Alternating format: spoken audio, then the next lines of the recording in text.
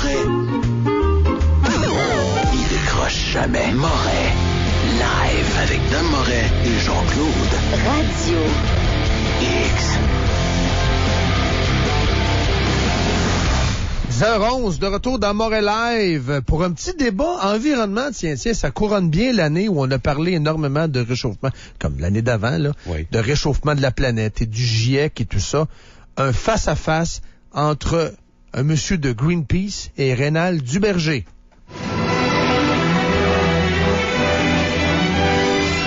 Le réchauffement de la planète, la fonte des glaciers, la destruction de notre planète. La Terre se meurt et ne reviendra jamais avec Moret. En ligne, d'abord, Patrick Bonnin, responsable de la campagne Climat-Énergie. Monsieur Bonnin, bienvenue dans Moret Live. Hey, merci. Belle entrée en amateur, en plus. Parfait. Ben, comment ça va? Bonne humeur?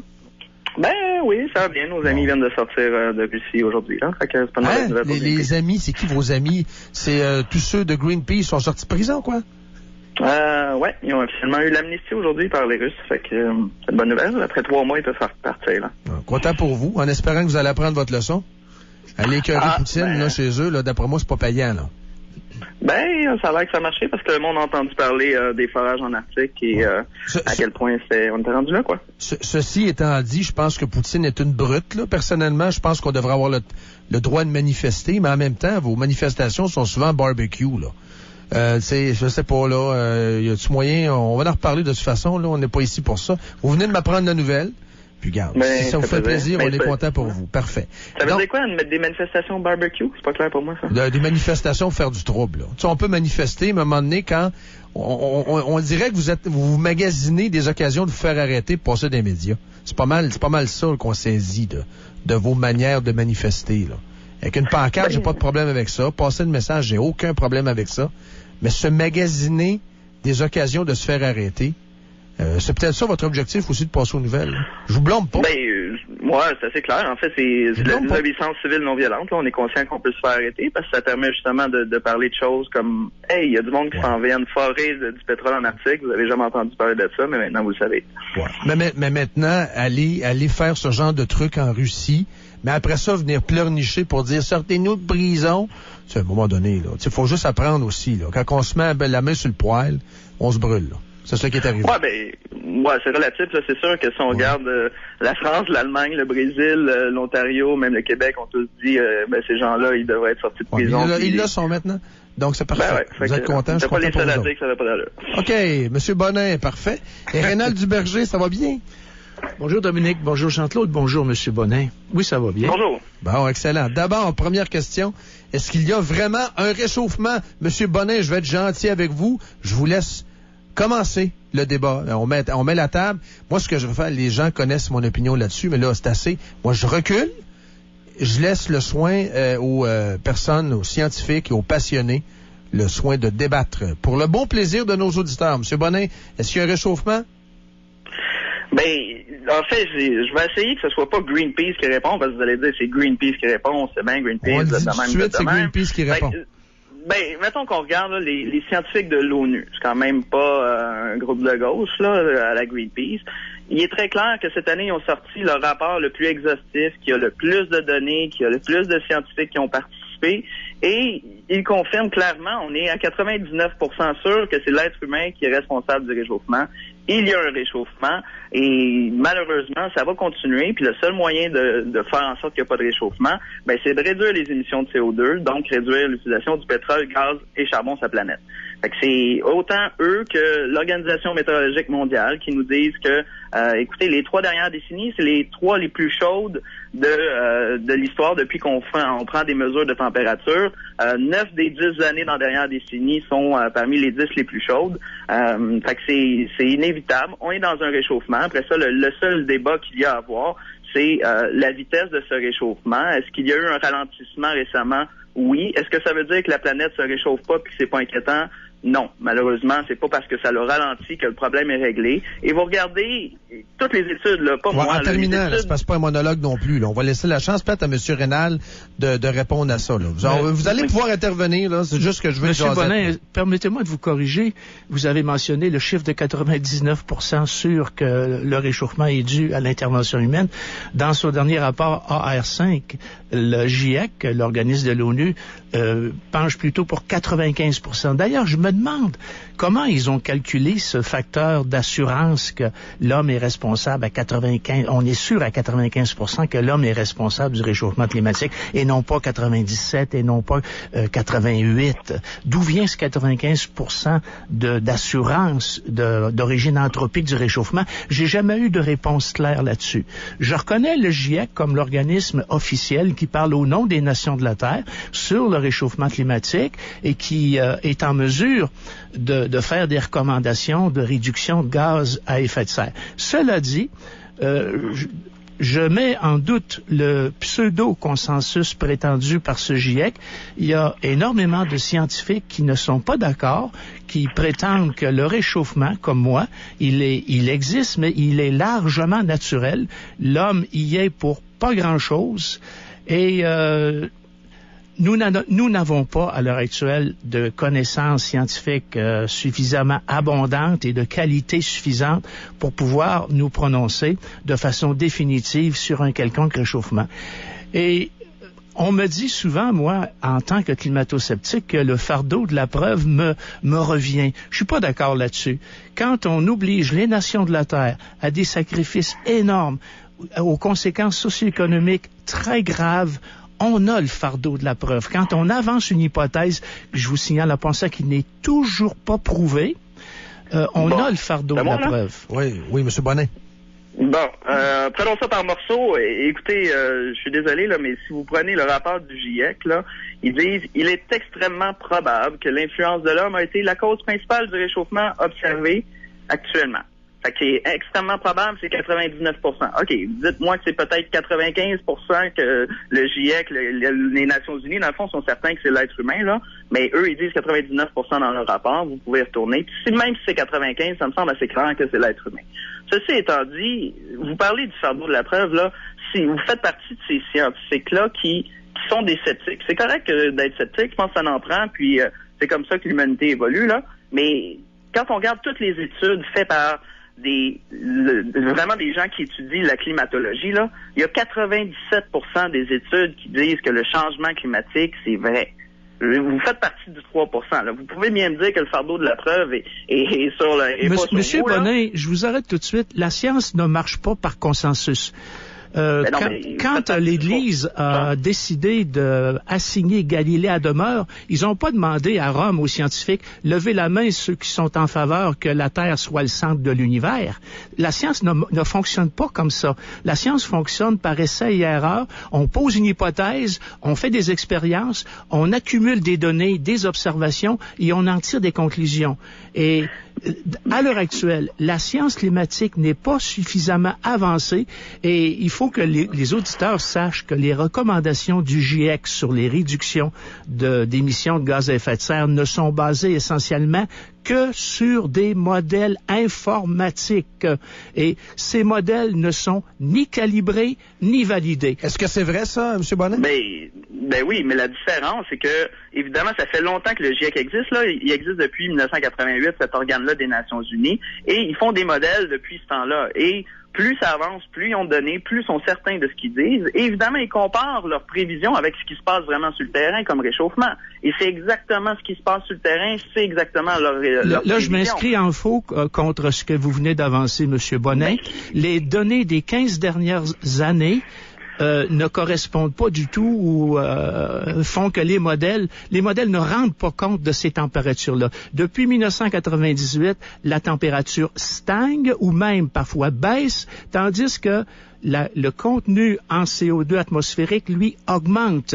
Et le GIEC n'a pas d'explication rationnelle pour ce phénomène-là. Autrement dit, les modèles climatiques du GIEC ne sont pas validés par les observations des récentes années. Et si la tendance se maintient, c'est pas vers un réchauffement qu'on se dirige pour les 20 à 30 prochaines années. C'est plutôt vers un refroidissement. Oh! Non, mais c'est sûr que si vous faites ça comme ça, là, tout est une question de perspective. Fait que vous pouvez être, par exemple, en plein été, c'est une journée où il fait 15 degrés, vous regardez la température, vous dites, dans le fond, il fait froid cet été, hein? Parce que vous regardez de manière très précise une journée. C'est pas comme ça qu'il faut regarder la science des changements climatiques. Il faut regarder sur de longues périodes. Et le GIEC, c'est ça qu'il fait. Et il y a personne qui dit aux Nations Unies, là, qu'on s'en va pas vers un réchauffement qui est problématique. Et ce rapport-là, je vous fais remarquer, qui est même entériné par le gouvernement Harper, le gouvernement canadien, qui reconnaît que cette science-là est solide. C'est pas n'importe quoi. Il y a 33 académies des sciences au niveau international, là, qui nous disent que le réchauffement est vrai et certain qu'il faut s'en préoccuper. Puisque vous... excusez-moi, mais vous êtes même pas un climatologue, puis vous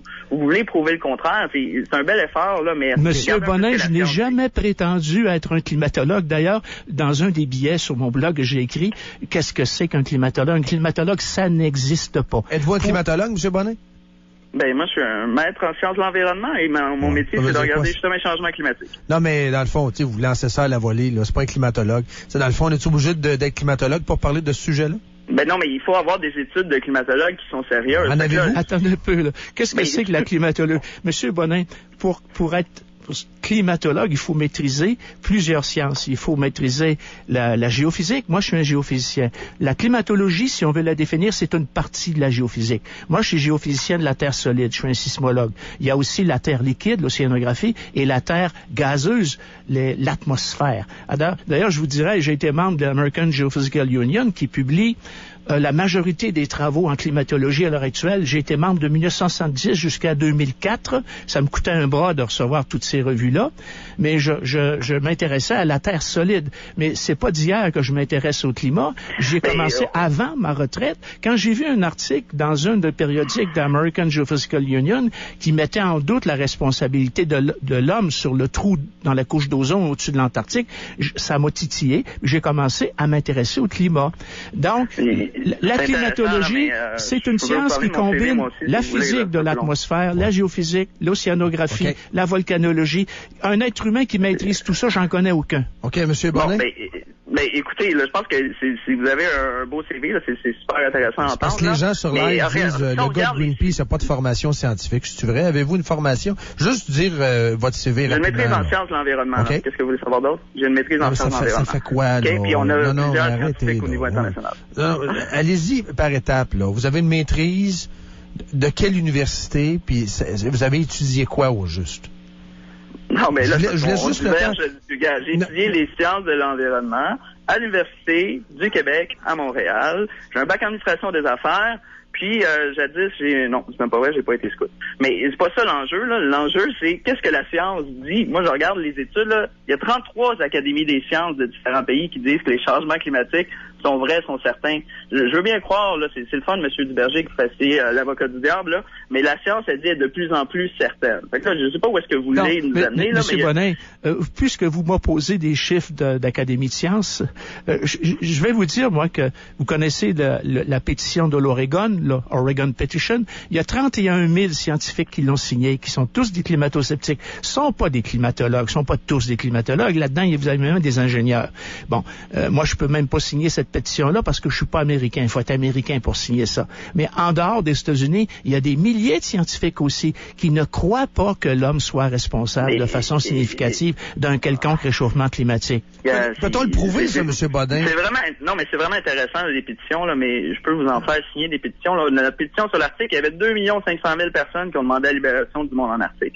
Ce qu'il faut regarder pour savoir de quoi on parle, c'est la science, les études qui sont publiées, qui sont révisées par des pairs, que ça, c'est la science qu'avant que Nature Et vous pensez qu'il n'y a aucune étude publiée par des climato-sceptiques qui n'a été révisée par des pairs?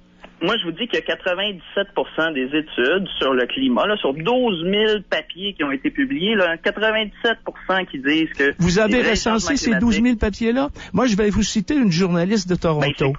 Madame Donna Laframboise. Elle a épluché les rapports du GIEC, pas le AR5, avant le rapport AR4. Quand on sort un chiffre, il y a 12 500 scientifiques qui ont participé aux études du GIEC, qui sont tous d'accord. Elle a pris tous ces articles, elle s'est aperçue que la majorité des articles comportent plusieurs auteurs. Il y a des articles qui comportent jusqu'à 15, 16 auteurs, puis il y a des auteurs qui ont été comptés 12, 13, 14 fois dans le bilan que fait le GIEC de la somme des scientifiques qui sont... Vous voyez, il faut faire attention quand on parle des chiffres. Je voudrais vous amener sur une autre avenue, M. Bonnet, si vous voulez bien. Au dernier sommet de l'ONU. Si vous voulez répliquer, excusez-moi, là, mais vous me parlez de quelqu'un qui n'a rien publié, qui a regardé comme ça les rapports, puis qui arrive à ça comme conclusion. Moi, je vous parle, il y a toutes les études qui existent, qui regardent ce que la science dit, là. Vous arrivez au total que 97% des études disent que c'est problématique. Vous pouvez nous dire n'importe quoi, vous verrez ça à l'envers, mais c'est quand même 97%. Monsieur Bonnet, est-ce qu'on peut arrêter de parler de 95-97% puis parler de science, de ce qui est connu versus ce qui n'est pas connu? Moi, je prétends que la majorité des connaissances nécessaires pour comprendre le climat n'est pas connue à l'heure actuelle. Et comme en géologie, si je vous dirais que la composition de l'atmosphère au Précambrien, c'est-à-dire il y a plus qu'1 milliard d'années, on ne le sait pas. Il y a 2 écoles de pensée. Moi, j'avais un collègue où j'enseignais à l'UQAC qui était certain, avec les études qu'il a fait des formations de fer dans la fosse du Labrador, dans la région du lac supérieur, en Afrique du Sud et en Australie, que l'atmosphère était oxydante au Précambrien. Tandis que la communauté scientifique géologique, en général, il y a un genre de consensus qui dit que c'est un réducteur. Donc, on s'entend pas sur beaucoup de choses en sciences. Puis quand je vais dans les écoles, je peux vous dire une chose, M. Bonnet, les élèves n'ont pas l'esprit critique, ou très peu d'esprit critique, puis ils ont horreur de choses qui sont pas connues. C'est inquiétant là, que vous alliez dans les écoles. C'est ça que vous avez dit, M. Bonnet? Ben non, mais écoutez, c'est inquiétant si vous allez dans les écoles. Je sais pas si vous avez parlé de changement climatique. Je ne vais pas faire de propagande. Non, pourquoi c'est inquiétant? Pourquoi vous y allez? Mais non, mais je viens de vous l'expliquer. Là. Si vous regardez la science, là, au moins, si vous aviez un propos nuancé, là, mais écoutez, même la Banque mondiale nous dit qu'on s'en va vers un réchauffement de 4 degrés Celsius. La Banque mondiale, là, c'est pas un think tank de gauche écologiste anarchiste. Non, mais quels sont les chercheurs de la Banque mondiale qui prétendent ça? L'Agence internationale de l'énergie, c'est pas de gauche non plus. Ils nous disent la même affaire. Vous regardez, actuellement dans l'atmosphère, là, on est à 400 parties par million de CO2. Ça fait 1 à 5 millions d'années qu'il n'y a jamais eu autant de CO2 dans l'atmosphère. Ça, c'est faux.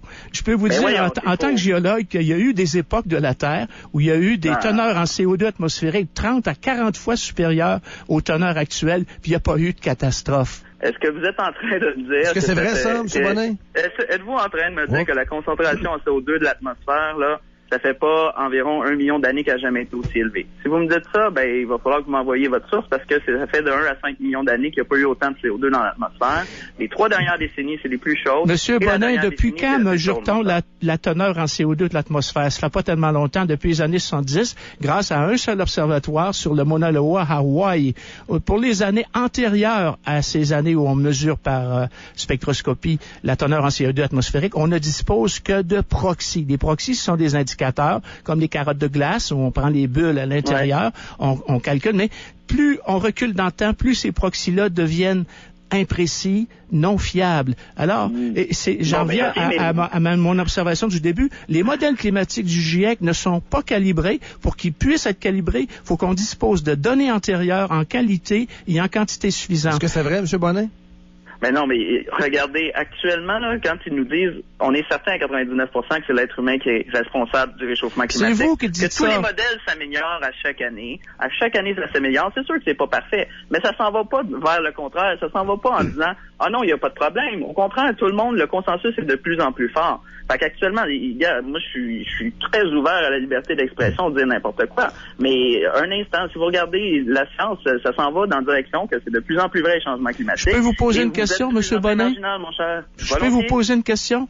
Au dernier sommet de Varsovie, il y a un groupe, une coalition de pays dits pauvres qui se sont réunis puis ils ont demandé qu'on forme un fonds vert à partir des pays dits riches de à peu près 100 milliards de dollars par année pour payer pour les dommages créés par les événements météorologiques extrêmes causés par le réchauffement climatique, causés par ces pays riches-là. Est-ce que vous pensez, M.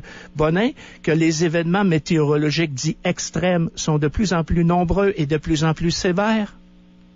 Ben, écoutez, c'est pas moi qui le dis, là, c'est l'Organisation météorologique mondiale qui dit que le monde a connu des phénomènes climatiques extrêmes à fort impact pendant la décennie, la dernière, qui a été la plus chaude, puis qu'il y a eu de plus en plus d'événements moi, extrêmes. je peux vous révéler que le GIEC ne dit pas ça. Le GIEC admet prudemment dans son dernier rapport qu'il n'y a aucune relation prouvée entre le réchauffement climatique et la fréquence ou sévérité des événements météorologiques dits extrêmes. Êtes-vous ouvert à ça, M. Bonin, le fait qu'il n'y ait pas de lien?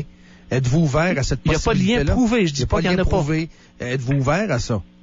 Entre les événements climatiques extrêmes et les changements climatiques. Ouais. Ben, écoutez, ça va littéralement à l'inverse de ce que les organes de science disent. Ils disent plus tu as de réchauffement de la planétaire, plus tu as d'énergie dans le système, dans l'air, d'évaporation de l'air. Est-ce que vous croyez, M. Bonin, que le typhon Haiyan a été causé par le réchauffement climatique?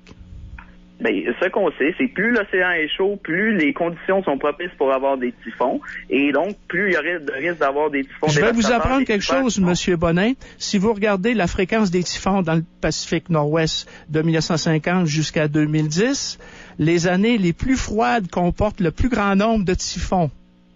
Ben, si vous regardez récemment, l'intensité, donc les typhons les plus puissants ont lieu au cours des dernières années où l'océan est de plus en plus chaud. Donc, c'est ça aussi qu'il faut regarder, mon cher monsieur. Je vous signale que de 1990 à 2010, il n'y a eu aucun typhon dans le nord-ouest du Pacifique aux Philippines. Et je vous signale une autre chose. Faut faire attention. Quand on fait ce genre d'études statistiques sur la fréquence des événements climatiques, pour les typhons, par exemple, pour les périodes antérieures où on ne mesurait rien, on ne mesurait pas le vent, on ne dispose que du nombre de victimes. Or, la population des Philippines depuis 1950 a triplé. Donc, un petit typhon, maintenant, aux Philippines, fait beaucoup plus de victimes qu'un gros typhon il y a 100 ans, par exemple. Vous voyez l'affaire? Il y a un biais d'observation quand les gens font l'analyse des événements météorologiques dits extrêmes dont il faut tenir compte. OK, moi, j'ai une question qui intéresse le monde en général. On l'entend, on l'a vu dans votre dernière campagne de publicité. Là, il y a un Père Noël qui a de la peine. Il dit que le pôle Nord fond. Ma question à vous deux, et je commence par M. Bonin, est-ce que les pôles fondent? Est-ce que le pôle Nord fond? Est-ce que le pôle Sud fond? Oui ou non? Et pourquoi? Allez-y. OK. Regardez, je vais commencer par l'Arctique, qui est au nord, où il y a le pôle Nord, et je vais laisser M. Duberger répondre là-dessus. Si vous regardez l'Arctique, évidemment, si on regarde, mettons, l'année passée, ou plutôt cette année, 2013, là, c'est la 6e année record avec la plus petite superficie de glace. L'année passée, c'était la record, il y avait 50% de glace de moins de superficie comparativement à il y a 30 ans. Donc, évidemment, M. Duberger va dire « Ah ben oui, regardez, l'année passée, c'est l'année record, là, cette année, c'est juste la 6e record. » Fait qu'il n'y a pas de problème. Mais on est quand même à 30% moins de superficie qu'il y a 30 ans. Et c'est pas parce qu'il y a une année où, par exemple, la superficie augmente un petit peu que la tendance à long terme est pas en train de faire littéralement la fonte de l'Arctique. Il y a 75% du volume de glace de l'Arctique qui n'est plus là. Et c'est ça la réalité. Et M. Duberger va dire, ouais, mais cette année, regardez, c'est pas une année record, l'année passée, c'était une année record. On peut pas prendre encore une fois juste une année et dire, ah, regardez, cette année, on a eu un bel été. Je vais vous donner mon idée là-dessus, ouais. M. Bonin. Je pense que présentement, en Arctique, on est dans une phase de fusion, de fonte, comme vous dites, qui n'est pas dramatique. Et il y a eu par le passé, rappelez-vous, en l'an 1000, au Moyen-Âge, les Vikings avaient des jardins, des forêts au Groenland qu'on appelle Greenland, c'est pas pour rien. C'était le réchauffement médiéval. Ensuite, il y a eu le petit âge glaciaire où ça a gelé en Arctique. Là, ça fond, ça va geler, ça va refondre. Tandis qu'en Antarctique, c'est plutôt le contraire. On ne comprend pas pourquoi. Quand ça gèle au nord, ça fond au sud et vice-versa. À l'heure actuelle, la calotte glaciaire de l'Antarctique s'étend. Moi, je suis allé en Nouvelle-Zélande il y a 3 ans. J'ai marché sur un des 2 grands glaciers, le glacier Fox. Et j'étais en short puis en t-shirt sur ce glacier-là. C'est un glacier qui termine sa course dans une forêt tropicale. Et il avance, tenez-vous bien, d'1 mètre à 1,5 mètre, pas par année, par jour. Et ça, c'est très concordant avec la croissance de la calotte antarctique, puisque la Nouvelle-Zélande est pas mal près de l'Antarctique. Donc, je serai prudent à propos de la fonte de l'Arctique. J'admets que, en gros, même si cette année, il y a eu une extension de la calotte en Arctique et non pas une fonte, mais à longue échéance, on va avoir, oui, une fusion. Le passage du Nord-Ouest va probablement s'ouvrir. Se dégager, ça va faire une route de commerce supplémentaire. Le Canada va pouvoir réclamer des droits de passage comme à Panama. Voyez-vous un peu de positif là-dedans s'il y a de la fonte? Tu sais, on vous entend beaucoup, M. Bonin, les gens de Greenpeace, les Verts, on vous entend plaider négativement tout le temps. Ça va être négatif, c'est épouvantable, le réchauffement. Y a-t-il quelque chose de positif issu de ça, de ce réchauffement-là? Non, mais il faut le regarder au global encore une fois. Là. Peut-être que, par exemple... C'est pas ça ma question, là. Il peut y avoir du positif. Il peut y avoir du positif à certains endroits, les pays riches qui vont être capables de s'adapter au changement climatique. Mais c'est sûr que les pays les moins développés qui vont subir l'augmentation du niveau de la mer, qui vont être frappés par des sécheresses, et même au Québec, on en a aussi des problèmes. Là, tout ce que le monde dit, dans le fond, c'est que plus on attend pour lutter contre les changements climatiques, plus ça va être, puis plus tard, ça va coûter plus cher. Fait que c'est ça, en bout de ligne, je peux trouver peut-être un cas où il va y avoir un peu moins de neige au Québec, où l'hiver va être plus court, mais il va y avoir des problèmes comme les feux de forêt. Sur l'augmentation du niveau de la mer, M. Bonin, je suis d'accord avec vous. Il y a une augmentation, mais il n'y a pas d'accélération de cette augmentation-là. Et deuxièmement, cette hausse du niveau des mers est loin d'être aussi catastrophique que celle qui est annoncée. Comment ça n'a pas d'allure? M. Bonin, je peux vous dire que je suis allé dans l'océan Pacifique, en Polynésie, sur les atolls où on prétend qu'il y a des réfugiés du climat. J'ai vu leurs atolls. Ces atolls-là sont formés de corail qui se construit.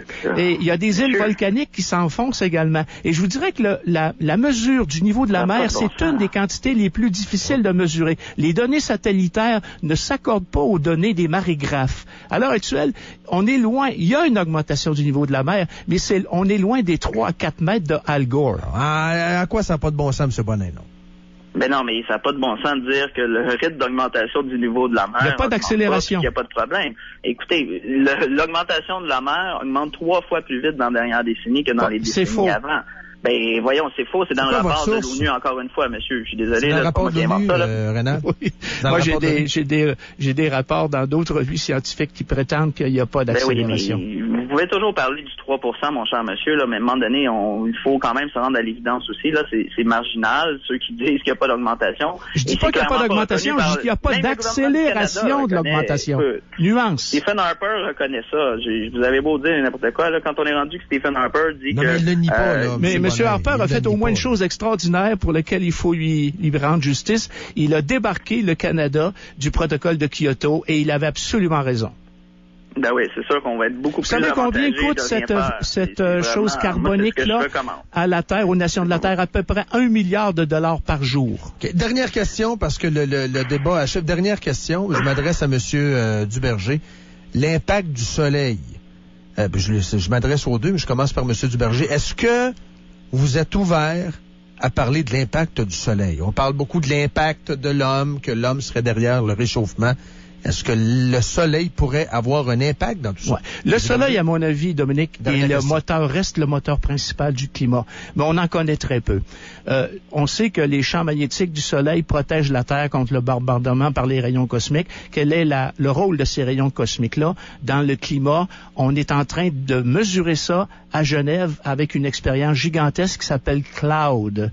Et à l'heure actuelle, il y aurait une relation entre l'activité solaire et le climat. Le nombre de taches solaires à l'heure actuelle aurait tendance à diminuer. Autrement dit, l'activité solaire diminue. On se dirigerait donc beaucoup plus vers du froid que vers du chaud. Autre chose, on vient de découvrir un cycle, je dirais qui n'est pas solaire, mais qui est climatique. Il est solaire et de 200 ans à peu près, sur lequel on a un cycle de 60 ans qui est contrôlé par les océans. Et on serait, à l'heure actuelle, c'est une hypothèse, sur le sommet de ce cycle-là, de sorte qu'on se dirige vers le bas, donc plutôt vers des températures basses. Mais je ne nie pas qu'en dessous de ça, il y a un léger gradient positif d'augmentation de température, mais pas de 3 à 4 degrés par siècle comme le prétendent les réchauffistes, plutôt de 3/4 d'un degré à 1 degré par siècle. Qu'avez-vous à répondre? J'imagine c'est moi? Oui. Magnifique. Écoutez, je pense que on peut pas se cacher. Le soleil a une influence. C'est grâce au soleil qu'on n'a pas une planète qui est gelée. Après ça, de quelle ampleur? C'est ça la question de l'influence. Si on regarde, oui, il y a une influence, mais l'influence de l'être humain qui carbure au pétrole, au charbon et au gaz est beaucoup, beaucoup, beaucoup plus importante que celle du soleil. Et c'est là le problème. Puis, écoutez, même, pourquoi vous pensez que l'Agence internationale de l'énergie a dit si on veut éviter les changements climatiques catastrophiques, il faut garder les 2 tiers des combustibles fossiles dans le sol d'ici 2050. C'est l'Agence internationale de l'énergie qui dit ça, là. C'est pas, encore une fois, Greenpeace, blablabla. Monsieur Bonnet, vous carburez beaucoup, excusez l'expression, avec des agences internationales, des 95%. Moi, je carbure avec la science. J'émets des arguments scientifiques, puis je demande des réponses. Et à l'heure actuelle, moi, je demande au GIEC, puis à tous ces réchauffistes, expliquez-moi où est partie la chaleur. Pourquoi, depuis 15 ans, en dépit de l'augmentation continue et monotone du CO2 atmosphérique, pourquoi le réchauffement climatique s'est-il arrêté? J'ai pas de réponse à ça. Si vous regardez rapidement sur Internet, vous allez trouver une dizaine de réponses facilement en 3 clics, là. Ça veut dire que vous n'avez pas fait l'effort de regarder un petit peu c'est quoi qui se dit. J'en ai vu une qui me satisfait pas. On prétend que c'est rendu dans le fond des océans. Alors, je vous dirais, moi, on connaît pas grand-chose du fond des océans. 85% des appareils volcaniques du monde sont sous la mer. On n'en a ni l'inventaire, ni le bilan. L'ONU, c'est pas mes chiffres à moi, l'ONU admet qu'il y a environ 38 000 milliards de tonnes de carbone qui sont émis dans le fond des océans par ces volcans-là. Qu'est-ce que vous répondez à ça? Le droit de réplique finale. Mais non, mais ce qu'on répond, là, c'est que regardez ce qui se passe vraiment dehors, là, et arrêtez de dire la science est pas claire, on ne sait pas si ça existe, là. Votre science, excusez-moi, mais c'est pas de la science reconnue, c'est loin. Quand on a des événements comme disons ça, qu'elle n'est pas reconnue par vous. Nez, là, on peut pas. Non, mais quand on a des événements comme ça qui nous pendent au bout du nez, on peut pas dire il y a 3 personnes sur la Terre qui trouvent à peu près, ou 3% qui trouvent que c'est pas vrai, que c'est pas complet. Faut regarder c'est quoi la cause, faut régler le problème, puis pas dire on fait rien parce qu'on n'est pas certain, alors qu'au contraire, on est de plus en plus certain. Fait que trouver n'importe quelle manière de revirer à patente, ça va vers un réchauffement climatique catastrophique. Puis le seul moyen, c'est de garder les combustibles fossiles sous terre. Et malheureusement, si vous pensez que la science dit le contraire, prouvez-le, mon cher, parce que vous êtes marginal. Puis moi, je pense qu'il faut pas se fier sur un 3%. La science ne dit pas le contraire nécessairement. La science doute. Non, elle est certaine, elle est de plus en plus certaine, c'est ça l'affaire. J'aime de plus en plus. Ça veut dire que vous êtes quand même ouvert, M. Bonnet, à un certain doute. Non, mais ce discours que vous tenez, là, il est de moins en moins crédible et ça fait 10 ans que vous le tenez, les climato-sceptiques, là. Moi, je pense que c'est plutôt le vôtre, M. Bonnet, qui est de moins en moins crédible. Au fur et à mesure que les observations s'accumulent, avancent, les modèles climatiques du GIEC ont beaucoup de fils à retordre. Merci beaucoup, Garde. On aurait pu débattre jusqu'à midi, jusqu'à 1h, mais ça a été sympathique. Je pense apprécié par beaucoup de personnes. On n'était pas ici pour régler des problèmes, mais pour exposer deux vues qui sont, je pense, diamétralement opposées. Merci beaucoup, M. Bonnet. Merci à vous. Merci au revoir, M. Bonnet. Patrick Bonnet, donc responsable de la campagne climat Greenpeace Canada, et Rénal Duberger. Merci beaucoup, Rénal. Joyeux. Ça m'a fait plaisir. J'espère qu'on aura l'occasion de faire ce genre de débat. Ça a été très serein. Les auditeurs, Jean-Claude, ont aimé. Oui. Il y en a d'autres qui en auraient aimé un peu plus. Puis les critiques qu'on entend, c'est est-ce que c'est vraiment certains sont d'accord avec M. Bonnet. Évidemment, à choix, beaucoup de gens remettent en question les idées reçues puis les consensus. Et c'est ce qui a été, c'est ce qui ressort le plus. Là, puis je veux pas prendre position. Je vais juste vous donner l'analyse. J'ai tout lu les courriels. Beaucoup de gens trouvent que le consensus, c'est pas un bon argument, là, de dire que 92%. Parce qu'effectivement, je pense que c'est peut-être vous, M. Duberger, qui a amené ça à une certaine époque, il y a 300-400 ans, c'était 95% des gens qui pensaient que la Terre était plate. Là. C'est ça. On peut pas dire combien sont en faveur que la Terre soit ronde. Et c'est ce qu'on a trouvé. On trouvait que l'argument revenait souvent un peu. Là. Ouais. Excellent. Merci beaucoup. Si vous voulez commenter live à radiox.com. Très courte pause. Restez là. On a plein de stocks pour vous d'ici midi. Et vous êtes d'abord à live. Moret live. Ça m'impressionne pas, ça, moi. Radio X.